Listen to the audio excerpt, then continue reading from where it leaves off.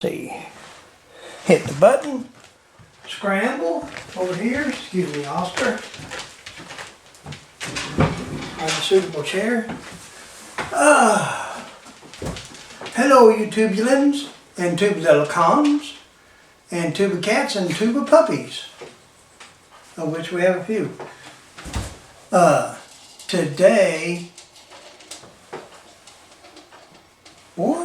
Today was the day I was going to go get some gas and finished putting the fuel lines on. Since it's empty of gas on the Mustang, I was going to finish replacing the fuel lines with fuel injector lines, which is something that we ought to think about, because regular fuel line hose is not copacetic with that crappy gas we got. It eats them up at a high rate. So if you put fuel injector hose on it, it's good and it lasts like it should. So that's what I was gonna do on the Mustang, finish that up.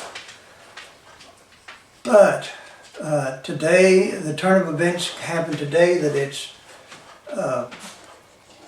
it's chilly outside and it's blowing and it's windy.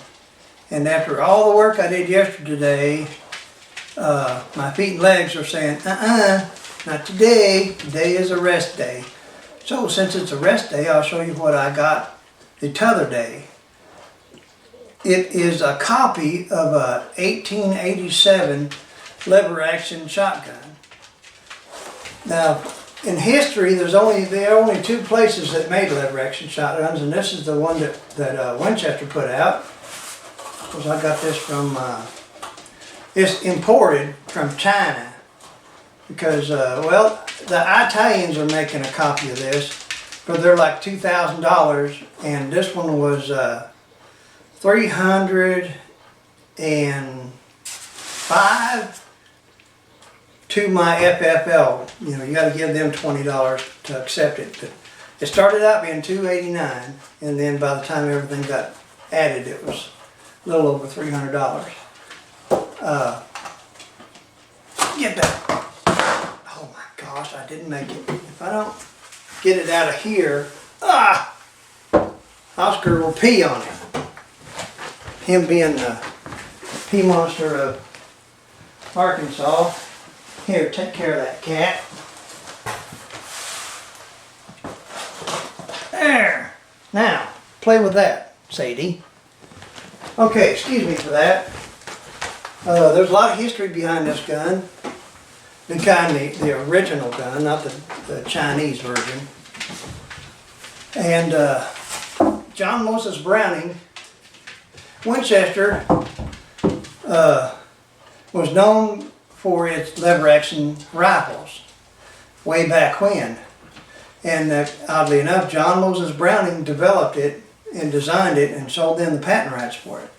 So they wanted Winchester to make a shotgun version of it. And John Moses Browning was trying to push his pump action, which is a lot better action, smooth, and it works a lot better. It works so good that Americans and I think the Canadians and a couple other places used it in World War I, World War II, and I think it was still in service in Korea and Vietnam for the pump action shotgun. It was that good a shotgun. I've got a copy of it because a 200-year-old shotgun is ludicrously expensive, and this one would be at least a $2,000 shotgun if it was real, or if it was made by Winchester, not by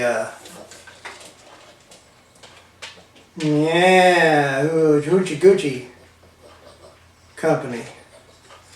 But I wanted one for a long time because they're so unique, and it kind of matches I've got that lever action copy, so I'll have both designs.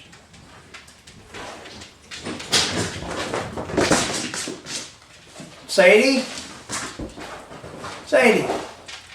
if it bends, it's funny. If it breaks, it's not funny. Yeah. So, you probably seen this in one of the Terminator movies where he had the thing cut off and he was flipping it around and jacking shells in it like that and stuff. And of course his gun in the movie was aluminum and it didn't weigh 15 pounds like this thing does. And it was a lot easier to put shotgun shells in than this. Look at all that stuff hanging down. This is again, Moses designed this, Browning, and he didn't like it, but Winchester had to have a lever action shotgun, and they got one. Knowing full well that the pump design was better. So they got this, and they sold this to, golly, I hate snapping these things.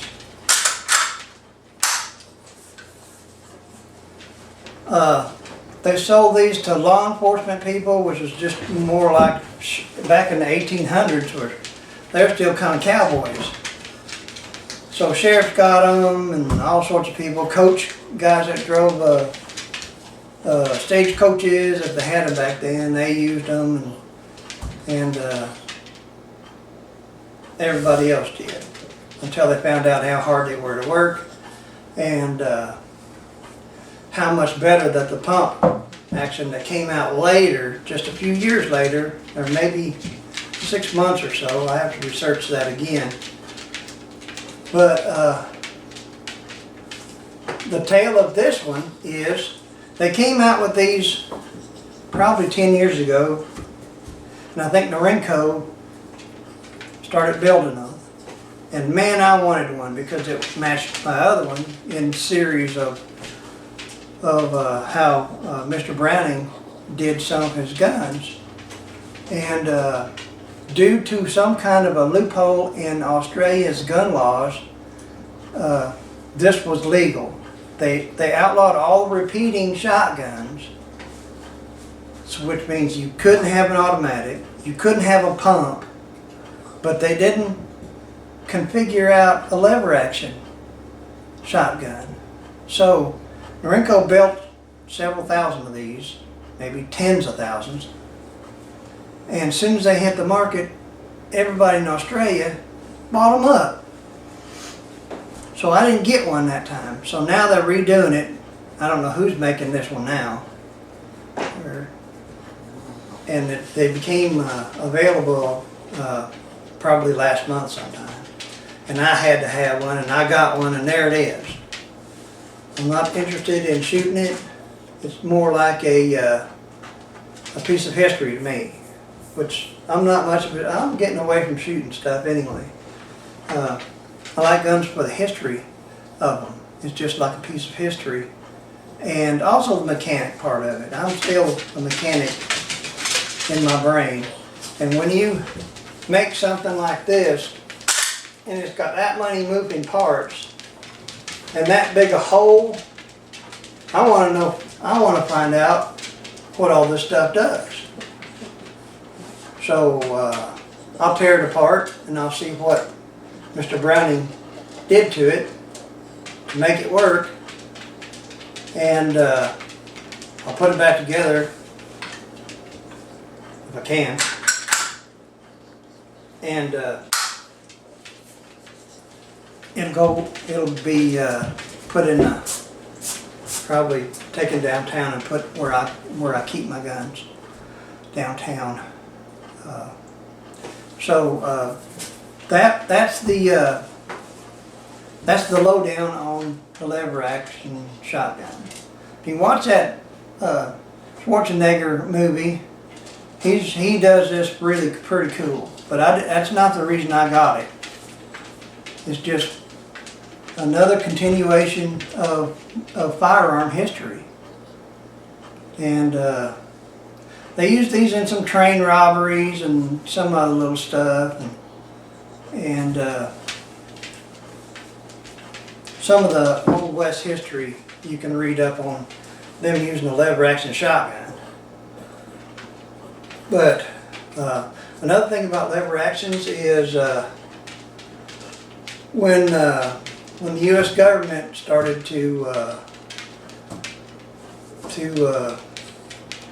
annihilate the indigenous people here, which was the American Indian, they did it in as many ways as they could. They did the Death March thing. They burned a school, at least one school full of kids and teachers.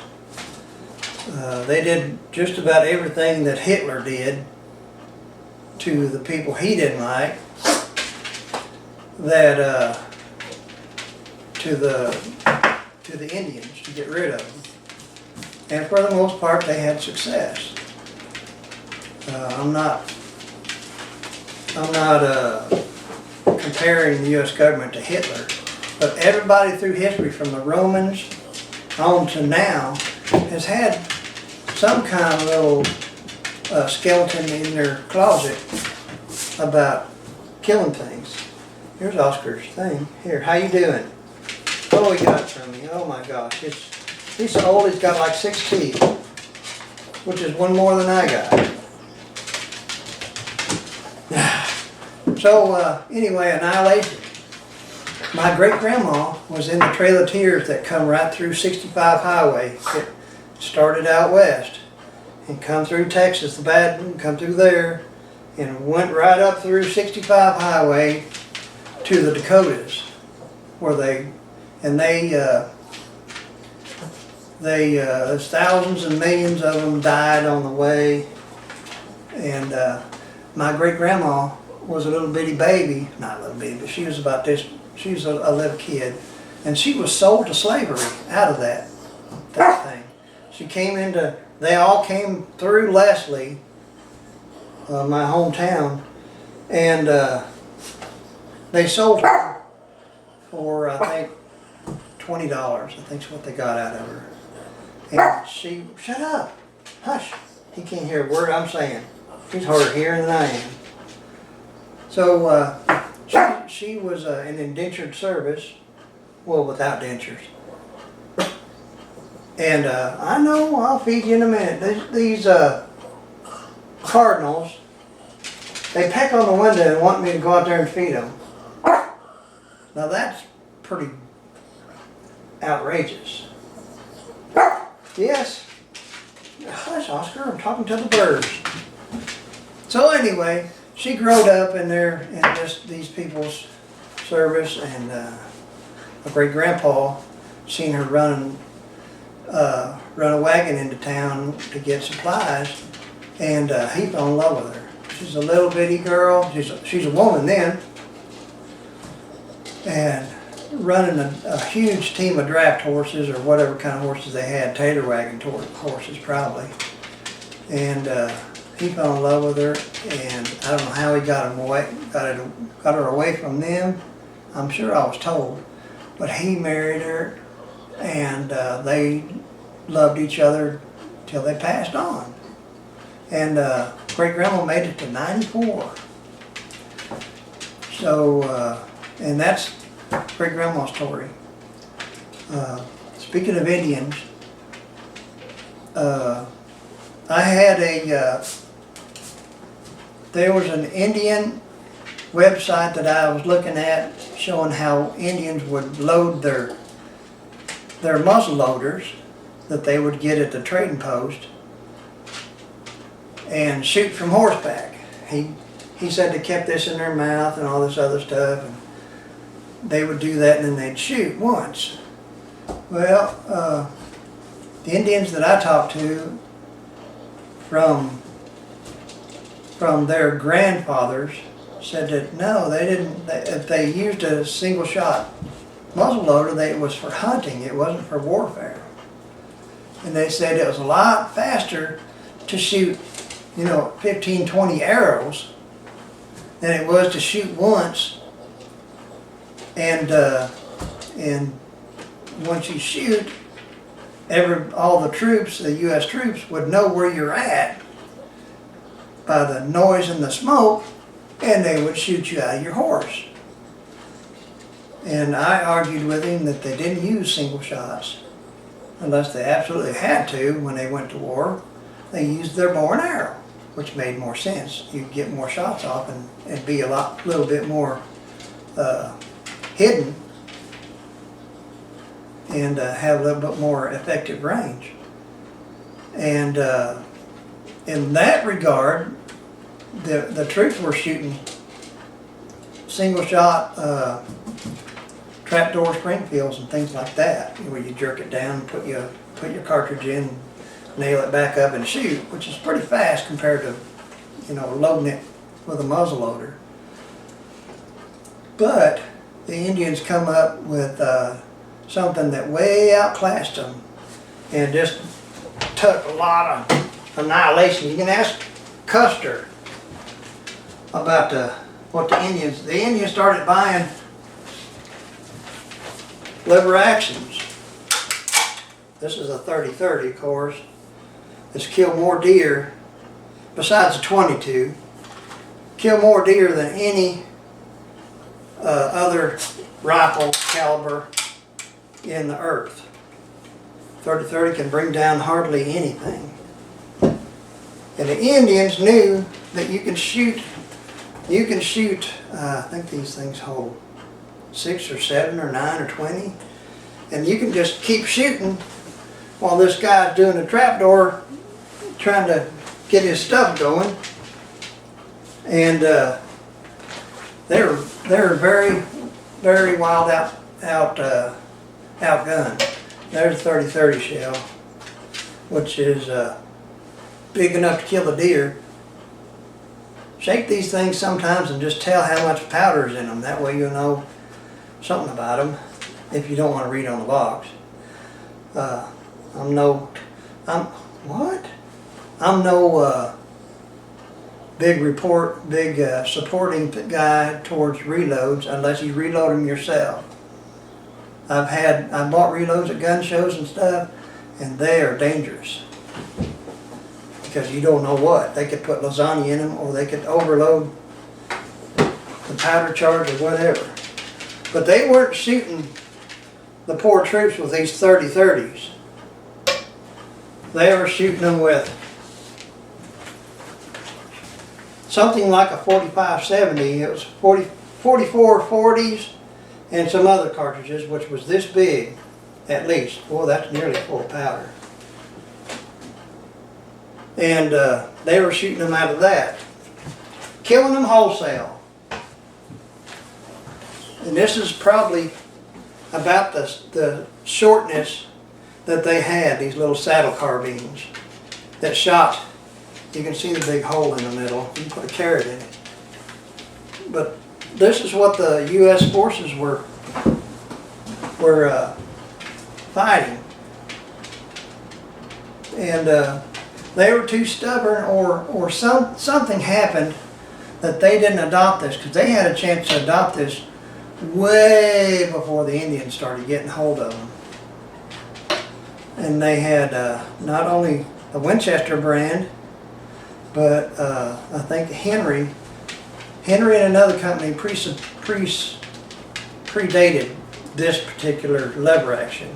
I mean, kind of a different design inside, but the same action and things. So they were outgunned for a long time, and I guess until they got, well, I don't want to say automatic weapons, but they got better, or they rounded them up and shot them all again or whatever. But anyway, that's the lever actions that's about all I know about lever actions. Besides, I used to think this kicked, a 30-30 kicked. When I was a little kid, I didn't like 30-30s because I thought, man, them things kicked. Of course, I didn't like shotguns either because they kicked. This particular shotgun I was shooting was a Browning, John Moses Browning, of course. He designed just about all, 99% of the working actions of every firearm that's ever been built since caveman threw it. I mean, of course, there's there's Mauser and H and all this other stuff too, but this boy's he's got patents still yet. And he did this back in the 1800s. Just showing you that we've not really jumped too far ahead of ourselves on stuff. And we just about hit the end of firearm development. We're going to develop some of this next. Some of this, we're going to get rid of, probably get rid of the cases and start using polymer cases. Probably going to get some of that done. And I don't know. Remington had an electric ignition rifle where it didn't have all this junk. It just fired the bullet electrically. You just hit a button, there it went.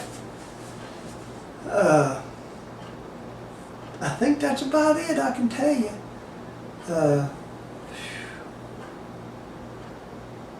I feel good, but my feet and legs kept me up last night. If y'all seen me on the internet last night, it was because my feet and legs were keeping me up. But I'm okay. At least I got feet and legs. I think that's it. I gotta haul these off tomorrow. It'll be a better day, of course. Put these back in the truck and take them back to town and put them up. I had to unload this one. I didn't know this one was loaded. I don't keep nothing loaded. But this one had five 4570s in it. I don't know. I think I loaned this to somebody and they left it that way. But let's see. I did the Indian thing. Told this, I told that. I'm hearing a lot of stuff about YouTube and it's shaking up stuff and changing people's things and monetarizations and big channels versus little channels. I thought we all had the same channel, but I don't know how you get a big one or a little one. I don't know, and I don't want to know. But I see a time where we're going to have to pay and subscribe to YouTube if we want to put our videos up. So just get an eyeball on that. That they've already got us hooked, and the next thing is to drag in the money. And I think that's why Google bought it, is to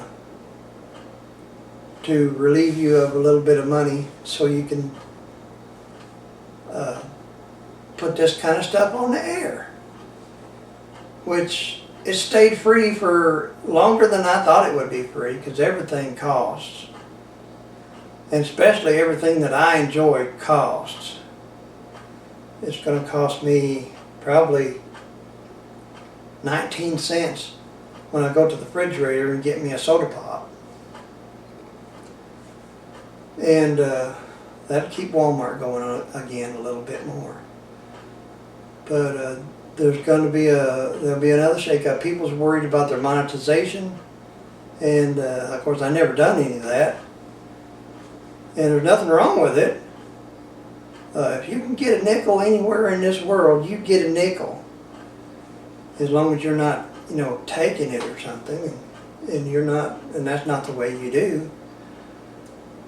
But it's going to cost, and get ready, and decide now what you're going to do. Are you going to pay it or shut down? And what little bit? There's a bear. There's a bear out there, Oscar. What's a good time to have a 4570? Huh?